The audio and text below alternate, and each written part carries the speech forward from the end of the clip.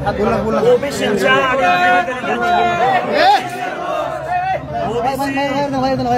भटक्या विमुक्त जाती जमाती आणि माझ्या दीनदलितांच्या मनामधली भीती घालवायसाठी, दहशत घालवण्यासाठी मला परत एकदा दंड थोपटावे लागले. पण हे माझ्या टाइम टेबल मध्ये नव्हतं, तरी पण ओबीसी बांधव बायपासला थांबले आणि ते मला गेवराई मार्गे आमच्या भाग पिंपळगावला घेऊन आलेले. आणि आता रेवकी देवकीला जायचंय, परत मला किल्ले धारूर तालुक्यामध्ये सभा आहे, आदर नांदूरला जायचंय. आणि ही जनते, हा आवाज आहे जनतेचा. त्यामुळं आम्ही आता खूप दिवस सहन केलं. आता आमची पोरं गावगाड्यातली पोरं आहेत. गावगाड्यातली पोरं जर त्यांनी दांडक्याला हात घातला, आता बघा कायदा सुव्यवस्था, अराजकता, आता ते मुख्यमंत्र्यांनी बघावं, आता मंत्र्यांनी बघावं. आम्ही रिॲक्शन देत आहोत. आम्ही आता सहन करणार नाही. आणि गावगाड्यातले आमची पोरं तर कोणाच्या बापाला भिणार नाहीत. आणि कोण आडवा आला, आम्ही आजपर्यंत संविधानाची भाषा बोलत आलोय. आजपर्यंत आम्ही कायदा सुव्यवस्था, अहो आमचं वाचवा, अहो आमच्यात येऊ नका, अहो आमच्यात आलं तर आमचं काय होईल, बोलून बोलून झालेलं आहे. आता आम्ही डायरेक्ट दांडक्याला हात घालणार. कायदा सुव्यवस्था कायदा बघून घेईल. मात्र गेल्या 15 दिवसापूर्वी ज्या गेवराईमध्ये 2 गटामध्ये तणाव झाला, तिथेही तुम्ही दंड थोपटले होते, दगडफेक झाली, तुमच्यावर हल्ला देखील झाला, पोलिसांनी मग तुम्हाला इथून बाजूला नेलं. तुला त्याच ठिकाणी येऊन तुम्ही काय, जनतेचा रोष आहे. मी 2 दिवसापूर्वी बारामतीत गेलोय.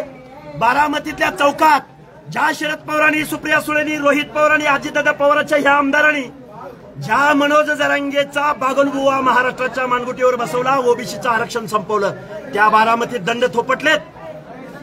गेवराई फिवराई सोडा, महाराष्ट्रातला ओबीसी जागा झालाय. सन्माननीय बाळासाहेबांनी त्या दिवशी पाठिंबा दिलाय. आमच्या बहुजन बांधवांनी, आमचा काळूराम चौधरी दंड थोपटून बारामतीच्या विचारपीठावर येऊन बोललाय. त्यामुळे आम्ही एकटे आहोत. ओबीसीला कळत नाही, ओबीसी एकत्र येत नाहीत, ओबीसी जाती जातीत भांडणं आहेत, डोक्यातनं काढून टाका. सगळीकडे एक मिनिट हल्ला झाला, त्या गेवराईमध्ये आता मोठ्या उत्साहात तुमचं स्वागत केले. अगदी गेवराई शहराच्या प्रमुख मार्गावरून रॅली देखील काढली. बघा, मला माहितच नव्हतं. मी खूप जबाबदारीने मंदिरामध्ये सांगतो, मला जायचं होतं आदर नांदूर धारूर तालुक्यातल्या गोगलवाडीला जायचं होतं. तो माझा नियोजित कार्यक्रम आहे. पण इथं हजारोंचा जनसमुदाय या बायपासला थांबलेला होता आणि ते घेऊन आलेले. आणि ही जनतेची भावना आहे, ओबीसींची भावना आहे, दीनदलितांची भावना आहे. कायदा कानून वाहून जाईल याच्या समोर. संविधानाला मानणारी आम्ही माणसं आहोत.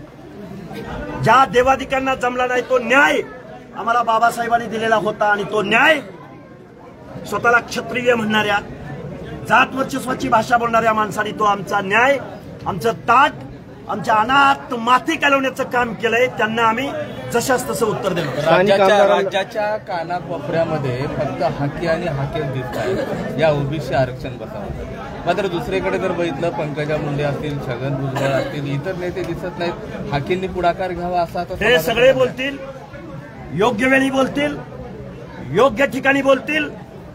आणि असू दे ना, कायद्याच्या सभागृहात ते बोलतील, मंत्रिमंडळाच्या कॅबिनेटमध्ये ते बोलतील. अरे रस्त्याची लढाई लढायला आम्ही तयार आहोत ना.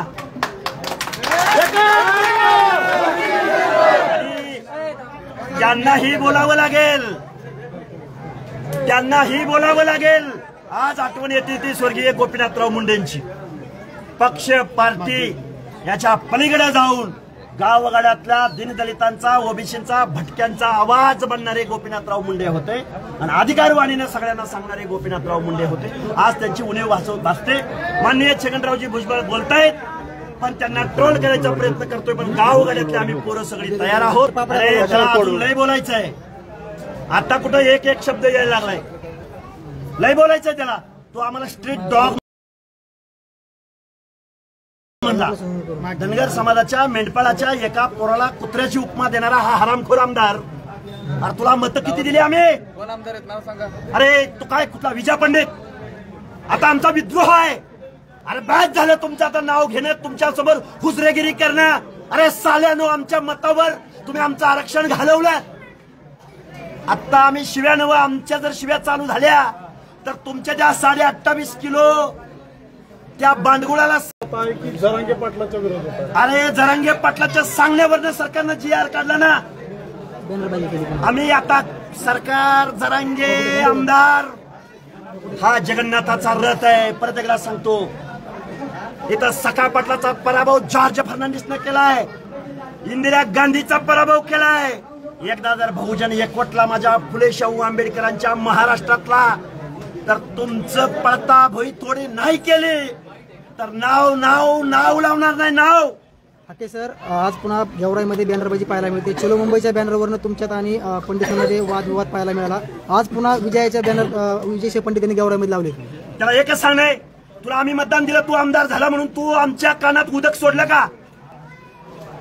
तर तू 3-3.5 लाख लोकांचा केअरटेकर म्हणजे प्रतिनिधी होतास.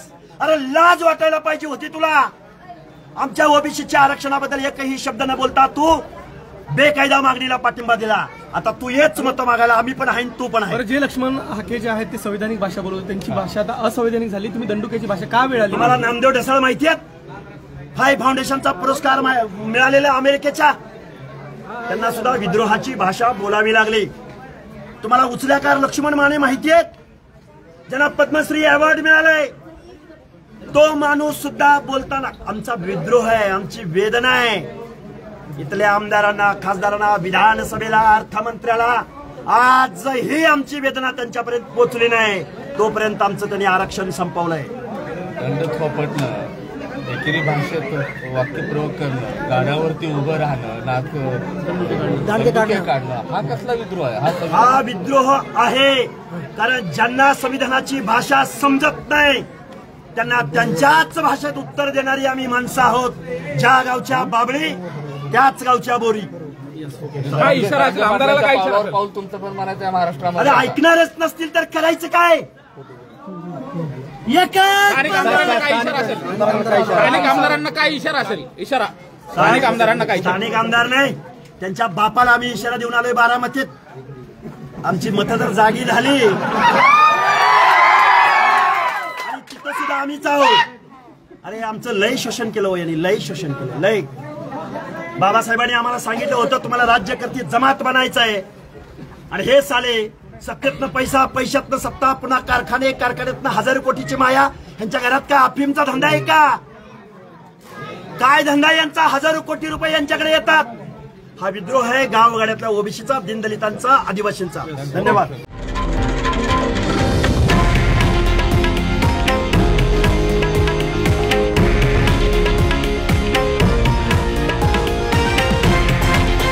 हे आहे देशातील नंबर 1 न्यूज नेटवर्क आणि आपण पाहत आहात TV9 मराठी, एकमेव.